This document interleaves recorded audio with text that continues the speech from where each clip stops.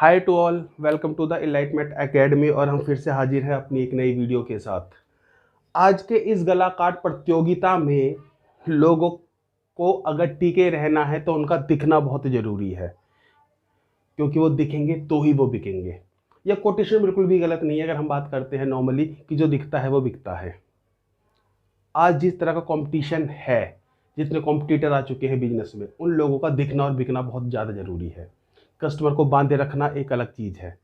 तो आज हम इन्हीं सब चीज़ों के बारे में चर्चा करेंगे। तो चलिए वीडियो स्टार्ट करते हैं आज की। Now, marketing definition, nature and scope. Marketing, इसको दो तरह से रिप्रेजेंट कर सकते हैं। पहला पॉइंट है कि process which convert prospective buyers into actual customers, यानी कि मार्केटिंग एक वो प्रोसेस है जो कन्वर्ट कर देता है प्रोस्पेक्टिव बायर्स को, यानी कि जो हमारे प्रोडक्ट खरीदना चाहते हैं और नहीं भी खरीदना चाहते हैं, इनटू एक्चुअल कस्टमर, कि वो हमारे प्रोडक्ट को खरीद ही ले। मार्केटिंग वो प्रोसेस कहलाता है। नेक्स्ट आता है कि मार्केटिंग रेफर्स एक्टिविटी। ये उस एक्टिविटी को रेफर्स करता है जो प्रमोट करता है बाइंग और सेलिंग प्रोडक्ट और सर्विस, यानी कि जो बाय या सेल कर दे प्रोडक्ट को या फिर सर्विस को। ये भी क्या कहलाता है, हमारा मार्केटिंग कहलाता है। ठीक है, अब बात आती है कि नेचर ऑफ मार्केटिंग क्या कहलाता है। तो नेचर ऑफ मार्केटिंग में सबसे पहला पॉइंट निकल करके आता है कस्टमर सेंट्रिक, यानी कि जो मार्केटिंग होती है वो पूरी की पूरी कस्टमर के इर्द गिर्द घूमती है। ठीक है, मेन कस्टमर को तवज्जो दी जाती है इसमें, यानी कि प्रायोरिटीज़ दी जाती हैं। तवज्जो मीन्स प्रायोरिटीज़ दी जाती हैं और उसी के अकॉर्डिंग ही मार्केटिंग पूरी की पूरी सेटअप करी जाती है। कंज्यूमर ओरिएंटेड, ये कंज्यूमर ओरिएंटेड बनाया जाता है, यानी कि लोगों को क्या पसंद है, उनका टेस्ट, उनकी प्रेफरेंसेस को ध्यान में रखते हुए मार्केटिंग करी जाती है। थर्ड आता है गोल ओरिएंटेड। ये गोल ओरिएंटेड दोनों ही प्रोस्पेक्टिव से होता है, कि जो प्रोड्यूसर होता है और जो कंज्यूमर होता है। प्रोड्यूसर के पॉइंट ऑफ व्यू से गोल ओरिएंटेड, कि वो अपने प्रॉफिट को मैक्सिमाइज करना चाहता है, यानी कि अपने प्रॉफिट को वो ज़्यादा से ज़्यादा करना चाहता है। जबकि जो कंज्यूमर होता है वो किसी भी चीज़ पर अगर अपना पैसा खर्च कर रहा है तो वो अपने आप को सेटिस्फाइड करना चाहता है। तो ये दोनों के ही पॉइंट ऑफ व्यू से गोल ओरिएंटेड कहलाता है। इंटरएक्टिव एक्टिविटीज़ आगे लिख रखा है मैंने, एक्सचेंजिंग आइडियाज, कि मार्केटिंग में कस्टमर से जाकर के पता करा जाता है कि एक्चुअली वो प्रोडक्ट से क्या चाहता है, वो किस तरह का सेटिस्फेक्शन चाहता है, और उसी के हिसाब से हमेशा प्रोडक्ट को बनाया जाता है और मार्केट में बेचा जाता है। The next point is dynamic process. ये एक डायनेमिक प्रोसेस है, क्योंकि कस्टमर का टेस्ट कब चेंज हो जाए, कब उसका माइंड सेटअप चेंज हो जाए और कब नया कॉम्पिटिटर आपके फील्ड में खड़ा हो जाए। तो ये एक डायनेमिक प्रोसेस है, इसीलिए भी मार्केटिंग करना बहुत ज़्यादा ज़रूरी है। और क्रिएटिव यूटिलिटी, क्रिएट्स यूटिलिटी का मतलब होता है कि ये इस तरह के मौके बनाता है जिसमें आप अपने प्रोडक्ट को ज़्यादा से ज़्यादा यूज़ कर सकते हो, बेच सकते हो, और कस्टमर ज़्यादा से ज़्यादा सेटिस्फाइड हो सकता है, कम पैसे लगा करके ज़्यादा से ज़्यादा सेटिस्फेक्शन को ले सकता है। ठीक है, नेक्स्ट आता है importance of marketing, delivery of standard of living to the society. Marketing में जब किसी भी चीज़ को हम बेचते हैं या सेल्समैन जाकर के बेचता है तो वो उसके बारे में ये चीज़ बताता है। मार्केटिंग यानी कि मीन्स आप कह सकते हो कि वो उस प्रोडक्ट की खूबियों के बारे में बताता है कि किस तरह से वो उनके रोज़मर्रा, यानी कि कंज्यूमर के रोज़मर्रा की ज़िंदगी में, डेली रूटीन में आने वाली चीज़ों को वो बढ़ोतरी कर सकता है और किस तरह से वो समाज के लिए फ़ायदेमंद है। नेक्स्ट आता है इंक्रीजिंग एम्प्लॉयमेंट अपॉर्चुनिटीज़। कंपनी बनेगी, कस्टमर बढ़ेंगे तो कंपनी बढ़ेगी, कंपनी बढ़ेगी तो प्रोडक्शन बढ़ेगा, प्रोडक्शन बढ़ेगा तो वर्कर्स की ज़्यादा ज़रूरत पड़ेगी, वर्कर्स की ज़्यादा ज़रूरत पड़ेगी तो एम्प्लॉयमेंट बढ़ेगा, एम्प्लॉयमेंट भी बढ़ेगा। फिर मार्केटिंग के लिए ज़्यादा एरिया लेना होगा, ज़्यादा से ज़्यादा मार्केटिंग एम्प्लॉयज़ की ज़रूरत पड़ेगी, ज़्यादा सेल्समैन की ज़रूरत पड़ेगी, ज़्यादा प्रोडक्शन की ज़रूरत पड़ेगी। तो कहीं ना कहीं एम्प्लॉयमेंट अपॉर्चुनिटीज़ भी बढ़ती हैं इसी के साथ। नेक्स्ट आता है प्रोटेक्शन अगेंस्ट बिजनेस स्लैम्प, यानी कि ये मार्केटिंग जो बिजनेस स्लैम्प आने वाले हैं, यानी कि तरह से कंपटीशन का दौर आने वाला है कि आपके अगेंस्ट कौन कौन सी कंपनीज और खड़ी हो रही हैं जो आपको कॉम्पीट कर सकती हैं, उनसे भी आपको प्रोटेक्ट करता है मार्केटिंग। नेक्स्ट आता है इंक्रीजिंग इन नेशनल इनकम। ये कहीं ना कहीं आपकी नेशनल इनकम की भी बढ़ोतरी करता है। जब कोई भी कंज्यूमर आपके प्रोडक्ट का यूटिलाइजेशन करना स्टार्ट करता है तो वो उस पर अपना पैसा खर्च करता है, जिसका कुछ हिस्सा टैक्स के रूप में गवर्नमेंट के पास जाता है और वो नेशनल इनकम के रूप में भी बढ़ता है। नेक्स्ट है informing and educating consumers. Marketing, it's not all about only the create a knowledge all about the product, कि हम सिर्फ प्रोडक्ट को नहीं बेचते, मार्केटिंग में हम एक एजुकेट भी करते हैं अपने कंज्यूमर को, हम बताते हैं कि उसका क्या फ़ायदा है, किस तरह से इस्तेमाल करना है, कैसे आपके लिए फ़ायदेमंद होगा। ये सारी चीज़ें करी जाती है कंज्यूमर के लिए मार्केटिंग में। नेक्स्ट होता है मैनेजिंग कंज्यूमर एक्सपेक्टेशंस, और जो भी आपके कंज्यूमर की, क्योंकि जो कस्टमर होता है वो भगवान के रूप में माना जाता है, और उसकी जो एक्सपेक्टेशंस होती हैं उस प्रोडक्ट को लेकर के उसको मैनेज करी जाती हैं। ये भी इसी का एक इम्पोर्टेंट महत्वपूर्ण अंग होता है मार्केटिंग का। नेक्स्ट आता है scope of marketing. Here study of consumer wants and needs. इसमें हम यह पढ़ते हैं कि कंज्यूमर की वांट्स क्या है और नीड्स क्या है, यानी कि उसकी जरूरत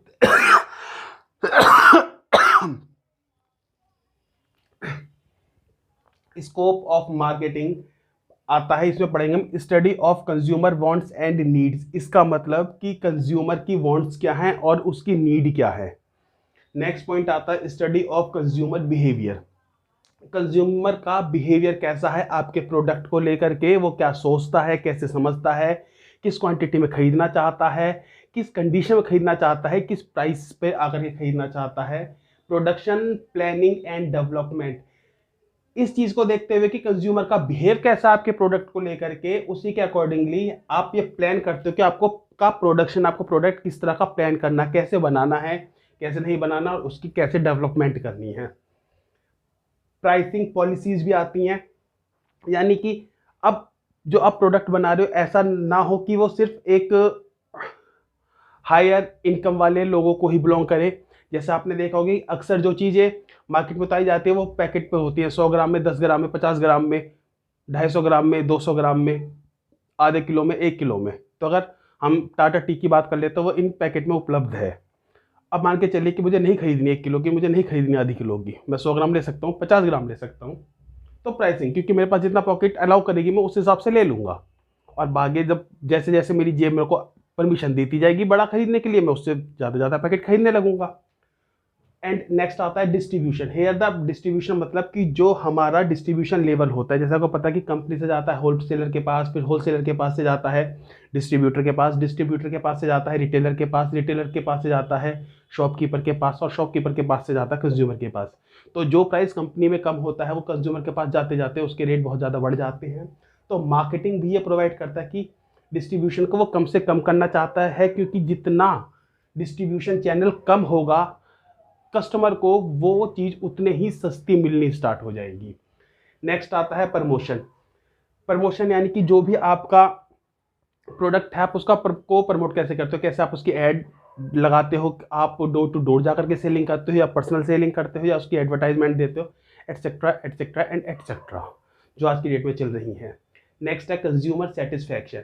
आपका कंज्यूमर कितना सेटिस्फाइड होता है, और ये सबसे मेन इंपॉर्टेंट कंडीशंस होती है किसी भी मार्केटिंग स्ट्रेटेजी की। आपका कंज्यूमर सेटिस्फाई होना बहुत ज़रूरी है। जब तक आपका कंज्यूमर सेटिस्फाई नहीं होगा वो आपके प्रोडक्ट को हम हर बार इस्तेमाल नहीं करेगा। नेक्स्ट आता है मार्केटिंग कंट्रोल, और उसके बाद जब आप प्रोडक्शन करने के बाद मार्केट में उतार देते हो तो फिर आपको कस्टमर से एक ऑडिट, यानी कि मार्केटिंग ऑडिट जिसे बोल सकते हो, ये करनी पड़ती है, जिसमें ये पता चलता है कि आपका प्रोडक्ट किस तरह से लोगों की ज़िंदगी को चेंज कर रहा है, कैसे उनको बना रहा है, कैसे बिगाड़ रहा है, या और क्या हिसाब चल रहा है उसका, कितने कॉम्पिटिटर बिजनेस में आ चुके हैं, और आप अपने प्रोडक्ट को की सेल को हाई करने के लिए और किस किस तरह के रूल्स रेगुलेशंस या हथकंडे अपना सकते हो, और उसको कैसे बेटर से बेटर बना सकते हो अपनी प्रोडक्टिविटी के अकॉर्डिंगली। ध्यान रखना यहाँ पर आप एक अच्छी सर्विस या अच्छी क्वालिटी दे करके ही अपने प्रोडक्ट को एक अच्छा या गुणवत्ता से परिपूर्ण बना सकते हो। यहाँ पर चीटिंग का कोई भी उद्देश्य नहीं है। अब आगे बढ़ते हैं नेक्स्ट टॉपिक पर। तो नेक्स्ट टॉपिक आता है मार्केटिंग कॉन्सेप्ट। मार्केटिंग कॉन्सेप्ट का मतलब यहाँ पर मार्केटिंग सिर्फ दो तरह से करी जाती थी, जो एक था इसका परंपरागत तरीका और एक था इसका आधुनिक तरीका। मतलब एक था इसका ट्रेडिशनल और एक था इसका मॉडर्न। ट्रेडिशनल में क्या होता था, focus on product only aims to gain more profit, यानी कि जो परंपरागत तरीका है उसमें क्या होता है कि आप सबसे पहले प्रोडक्ट को बना लो, उसके बाद फिर वो मार्केट जाकर के ढूंढो कि कहाँ पर आपको प्रोडक्ट को बेचना है, ताकि आप ज़्यादा से ज़्यादा गेन को प्राप्त कर सको। जबकि मॉडर्न कॉन्सेप्ट इसका ये कहता है कि focus on customers need and want, आप पहले ये पता करो कि आज के समय में कस्टमर चाहता क्या है, उसकी नीड क्या है एंड उसकी वांट क्या है, and aims to meeting the customer satisfaction. और उसके बाद ये जान करके कि कस्टमर की क्या इच्छाएं हैं, वो क्या ज़रूरतें हैं और क्या वो चाहता है, उसके बाद आप एक ऐसा प्रोडक्ट बनाओ जिससे वो सेटिस्फाइड हो सके। तो ये कॉन्सेप्ट है मार्केटिंग कॉन्सेप्ट, एक तो ट्रेडिशनल और एक मॉडर्न। फिर से अगेन बता देता हूँ कि ट्रेडिशनल में क्या होता है कि फोकस करा जाता है सिर्फ प्रोडक्शन पर और उसके बाद एम करा जाता है कि आप ज़्यादा से ज़्यादा प्रॉफिट कमा सके, जबकि मॉडर्न कॉन्सेप्ट क्या कहता है, focus on customers need and want and aims to meeting the customer satisfaction, कि कस्टमर्स का सेटिस्फैक्शन होना बहुत जरूरी है। फिर आगे चलते हैं selling and marketing. Most of the persons are think that selling and marketing is the same, but the point is that selling is the part of the marketing. Selling और मार्केटिंग सेम नहीं है, selling एक part है marketing का। अब इसमें बात करते हैं सेलिंग और मार्केटिंग क्या है। Selling, company first make the product and then figure out how to sell it, यानी कि सबसे पहले आप प्रोडक्ट को बना लो, उसके बाद आप इस चीज पर फोकस करो या फिगर आउट करो कि हाउ यू टू सेल, कि अब आप अपने प्रोडक्ट को सेल कैसे करेंगे। Marketing, company first determine customer want and then figure out to make it, यानी कि सबसे पहले मार्केटिंग में कंपनी कस्टमर की डिटरमाइन उसकी इच्छाओं के बारे में जानती है और उसके अनुसार अपने प्रोडक्ट का प्रोडक्शन करना स्टार्ट करती है वो। तो ये डिफरेंस होता है सेलिंग में एंड मार्केटिंग में। अब बात चलते हैं आगे मार्केटिंग मिक्स। मार्केटिंग मिक्स के 4 पीस बहुत ही ज़्यादा फेमस। आप ये कह सकते हो कि अगर मार्केटिंग मिक्स एक छत हो तो जो 4 पी हैं ये इसके 4 स्तंभ है जिस पर पूरी मार्केटिंग रुकी हुई है। पहला पी प्रमोशन, दूसरा पी प्रोडक्ट, तीसरा पी प्लेस और चौथा पी प्राइस। तो ये 4 पी के नाम से जाना जाता है। बात आती है प्रमोशन की। प्रोडक्ट का प्रमोशन कैसे करोगे आप, सेल्स प्रमोशन करोगे, बाय 1 गेट 1 फ्री करोगे या स्टार्टिंग में फ्री में बेचोगे, फिर उसकी एडवर्टाइजिंग ऐड करते हो आप। देन आता है पब्लिक रिलेशन, कि पहले हमने उसको यूज़ करा, उसके बाद फिर हमने अपने जानने वालों को उसको रेफर करा कि आप ले लो आप ले लो। देन डायरेक्ट मार्केटिंग, जो डायरेक्ट मार्केटिंग होती है आज के टाइम में आपने देखा होगी, पहले प्रोडक्ट खरीदो, उसके बाद आपको उस पर कुछ पैसा कमीशन बचेगा, फिर आप उसको रेफर करो, जब कोई और उसको खरीदेगा तो उससे भी आपको पैसे की कमाई होगी, जिसे MLM या डायरेक्ट मार्केटिंग कह सकते हो। इसके बारे में एक वीडियो बनाई जाएगी पूरी एक्सप्लेन करके आगे भविष्य में। फिलहाल डायरेक्ट मार्केटिंग मतलब होता है कि डायरेक्ट ही कंपनी से खरीद लिया जाता है। जैसे हम अमेजोन वगैरह की बात करें तो कहीं ना कहीं एक डायरेक्ट मार्केटिंग कह सकती हो कि आप अमेजोन पे अपना कोई भी प्रोडक्ट बुक कर दो, सीधे कंपनी से उठा करके आपको डायरेक्ट पहुंचा देती है। बीच के इसमें जितने भी आपके चैनल्स होते हैं, होलसेलर हो गया, डिस्ट्रीब्यूटर हो गया, रिटेलर हो गया, ये सारे खत्म हो जाते हैं और आपको प्रोडक्ट सस्ता मिल जाता है। यही एक रीज़न है कि अमेजोन, फ्लिपकार्ट वगैरह ऑनलाइन शॉपिंग पर आपको product as per compare to market से सस्ते मिलते हैं। नेक्स्ट आता है प्रोडक्ट। प्रोडक्ट के फीचर्स क्या हैं, क्या खासियत है उनकी, कैसी क्वालिटी आप प्रोवाइड करवा रहे हैं, उसकी ब्रांडिंग क्या है, उसकी पैकेजिंग कैसी है, और आप उसके बाद एक बार बेचने के बाद किस तरह से सर्विसेज भी उनको देते हो। पैकेजिंग भी बहुत ज़्यादा इंपॉर्टेंट रोल अदा करती है किसी भी मार्केटिंग में। आपने देखा होगा कि दिवाली के टाइम पर बहुत सारे गिफ्ट या बहुत सारे ड्राई फ्रूट के डब्बे, मिठाइयों के डब्बे सिर्फ इस वजह से ही खरीदे जाते हैं, बिक जाते हैं, क्योंकि उनकी पैकिंग बहुत ज़्यादा अट्रैक्टिव होती है। दैट इज़ द रीज़न कि पैकिंग भी बहुत ज़्यादा महत्व रखती है आज के टाइम में मार्केटिंग में। नेक्स्ट आता है प्लेस, कि आपको चैनल्स देखना होता है कि किस तरह से चैनल्स आप डायरेक्ट जा करके बेच दोगे, या आप क्या कहते हैं किसी डिस्ट्रीब्यूटर के हाथों बिकवाओगे, होलसेल के थ्रू बिकवाओगे, किस तरह बिकवाओगे। मार्केट कवरेज, कि वो मार्केट कैसी है, कस्टमर उस लेवल पर है या नहीं है, खरीदने वाले किस तरह के कस्टमर्स हैं। नेक्स्ट आता है लोकेशन, क्या लोकेशन है।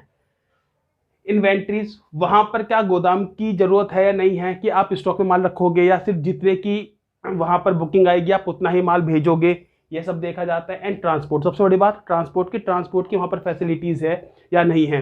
एक जूते की कंपनी थी, नाम नहीं लूँगा, XYZ मानकर चलिएगा। एक बार क्या हुआ, उसने अपने एक मैनेजर को भेजा साउथ अफ्रीका में के जंगलों में कि जाओ और एक काम करो, जूते का शोरूम खोल दो। तो वो वहाँ से आया कि सबसे पहले आपको वहाँ की जो मार्केट है वो ऑब्जर्व करके आनी है कि वहाँ पर क्या हमारे शूज़ बिकेंगे भी या नहीं बिकेंगे।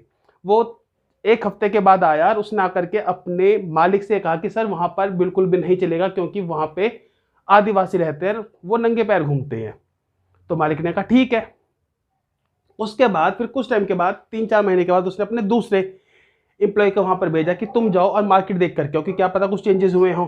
वो एक हफ्ते रह करके वो भी आया वहाँ पर, तो उसने चीज़ बताई कि सर वहाँ पे तो जरूर बिकेंगे, क्योंकि वहाँ पे तो सारे के सारे आदिवासी नंगे पैर घूम रहे हैं। अब ये कैसे पॉसिबल हो सकता था? तो इसे कहा जाता है कि आप मार्केट को देखते किस नज़रिए से हो।